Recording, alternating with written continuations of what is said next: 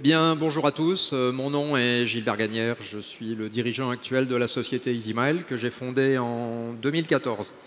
Donc, cette création d'entreprise faisait suite à un long break professionnel de pratiquement 5 ans. Alors, comment tout ça est arrivé? Eh bien, j'ai créé une entreprise précédente que j'ai gérée pendant 12 ans. Ça a été très dur. La société a été rachetée par Moody's, l'agence de rating, le 12 septembre 2008. Donc s'il y a quelques banquiers parmi vous, probablement que vous vous souvenez que c'était la veille de la faillite de Lehman Brothers, une date à laquelle le monde a quasiment frôlé le chaos. Donc suite à cette session, je me suis consacré à une certaine conquête, mais plutôt la conquête du bonheur. The pursuit of happiness, comme disent les Américains. Et donc j'ai commencé à parcourir le monde avec beaucoup d'activités outdoor. Donc j'ai parcouru le monde depuis les volcans du Kamchatka jusqu'aux fjords de Norvège, à ski avec des pots de phoque, sans pots de phoque, à pied, en vélo, en bus, en train, en avion parfois, avec un gros focus sur l'Asie que j'ai beaucoup parcouru. Notamment les zones rurales de la Chine, l'Asie centrale. J'ai beaucoup voyagé au Japon, en Corée. Et en fait, j'ai habité en Asie pendant 15 ans.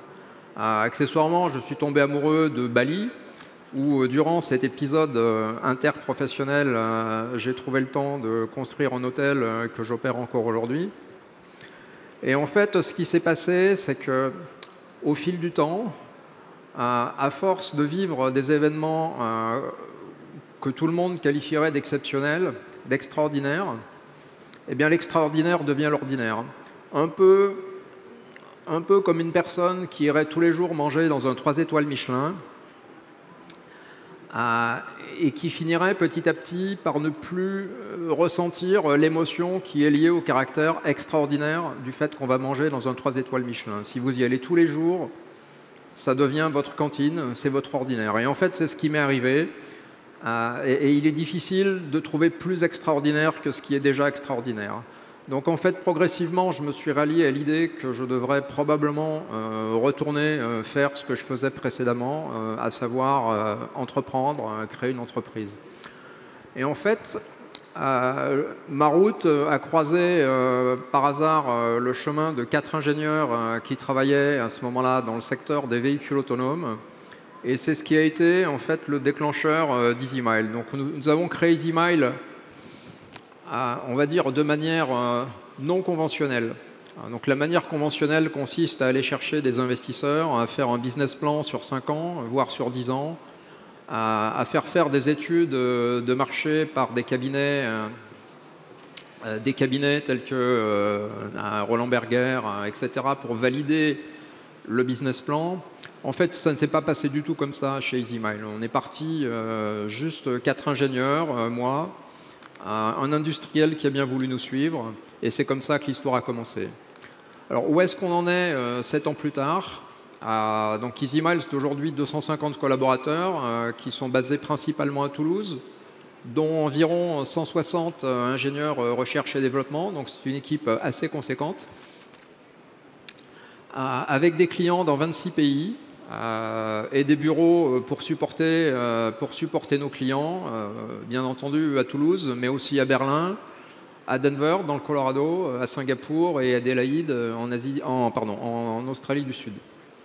Et donc la question à laquelle je voudrais tenter de répondre aujourd'hui, c'est une question qui m'est régulièrement posée, à savoir comment une PME européenne, française de surcroît, avec des moyens financiers qu'on peut considérer en tant qu'Européens comme très significatifs, peut espérer survivre, voire prospérer dans un univers, un écosystème qui est aujourd'hui dominé par des entreprises américaines ou japonaises qui disposent de moyens financiers totalement illimités. Donc je pense notamment à des gens comme Waymo, Baidu, Cruise, Aurora et bien d'autres.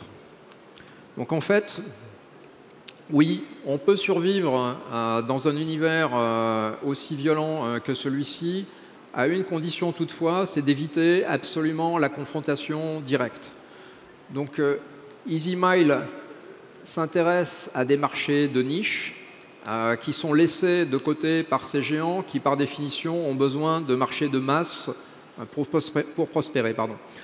Donc aujourd'hui, les marchés de niche auxquels on s'adresse, en laissant de côté les robotaxis, sont en fait les aéroports, les terminaux portuaires, les grands sites industriels et les sites privés sur lesquels nous pouvons fournir des prestations avec des navettes autonomes. Alors bien entendu, le fait que ce sont des marchés de niche nous protège un peu de ces géants qui ont besoin, en fait, pour pouvoir justifier de valorisation absolument exorbitante, de promettre à leurs investisseurs un marché de masse ultra scalable, ultra profitable. Donc, à l'opposé, EasyMile a choisi d'occuper des niches qui, certes, ne sont pas aussi scalables, mais qui sont largement suffisantes à une entreprise de notre taille pour prospérer. Donc, ce que je dirais en conclusion, c'est que la technologie mature, nous n'y sommes pas encore complètement, mais nous voyons le sommet. Et comme dit un de mes amis guides de haute montagne, lorsque ses clients lui demandent si on est encore loin, je répondrai qu'on n'a jamais été aussi près. Merci à tous.